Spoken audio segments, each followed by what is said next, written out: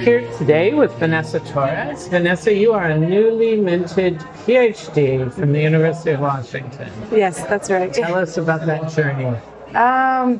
Definitely an unforgettable journey. I started my bachelor's at Berkeley, at UC Berkeley. I did environmental economics and Spanish literature, and then I went on to receive a master's in public health at San Diego State University.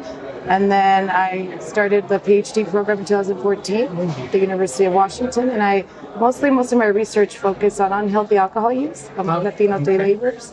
So I spent there 5 years, and my 3 dissertation papers focus on the Latino population and immigrant health. I see. And where are you from originally? I'm originally from Riverside, California. Okay, so you are California. Yes, I'm a California. And my parents are both from Jalisco, Mexico. Okay. So immigrant. Hispanic American. Yeah, Hispanic American. And right now you're in a postdoctorate fellowship at UCLA, I understand. Yes. Tell us more about that. So I just started the postdoc a couple months ago, and I'm actually, through that postdoc, there's a collaboration with RAND. So I'm actually also working at the RAND Corporation in Santa Monica.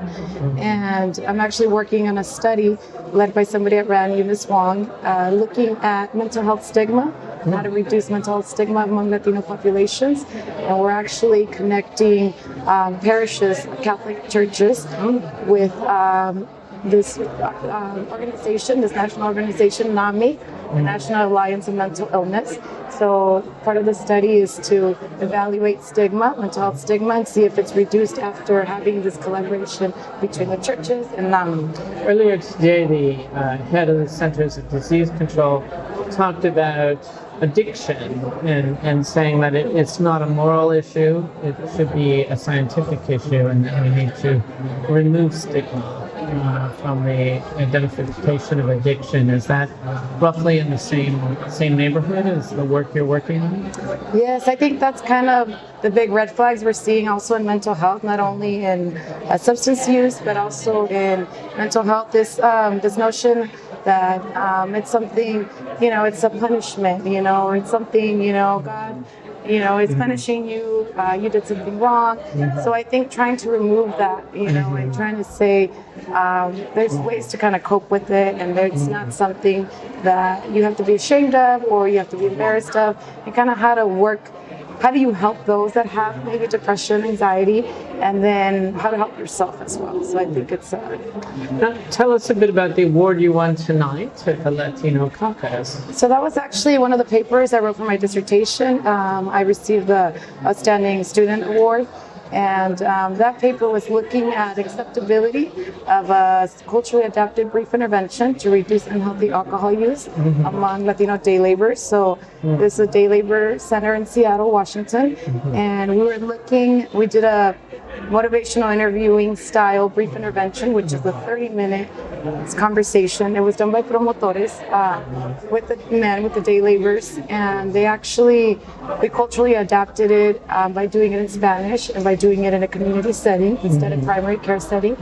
And then as part of my research project, I actually did qualitative interviews, and I asked them questions like what parts of the intervention did they like the most, what did they find helpful, and we found that most of the men found that the interaction with the promotores, that they were bicultural, they were bilingual and bicultural. I think that they found that very important for them to establish trust and build rapport. So they felt very comfortable talking about, their problems with unhealthy alcohol use. And a lot of the men mentioned that they had never had somebody openly listen to them. So I think that was something very meaningful. We found that a lot of times we just assume people don't want to participate in research or they're hard to reach. A lot of times they call them hard to reach populations. But I think if you do it in a way where you're going to them with the resources and you're talking to them, for example, we would do the interviews in the morning while they were waiting to get assigned for jobs. So we kind of did it on their terms and, made sure when they were available, and they were all willing to participate. The majority of them, we had very high participation rates. And you said you wrote 3 papers for your dissertation. Yes, I did. What were the other 2? The other paper was looking at community engagement. So basically I was explaining more what were the recruitment strategies we used to recruit Latino populations. Again, like I mentioned, the hard-to-reach populations, as some of the people like to call them.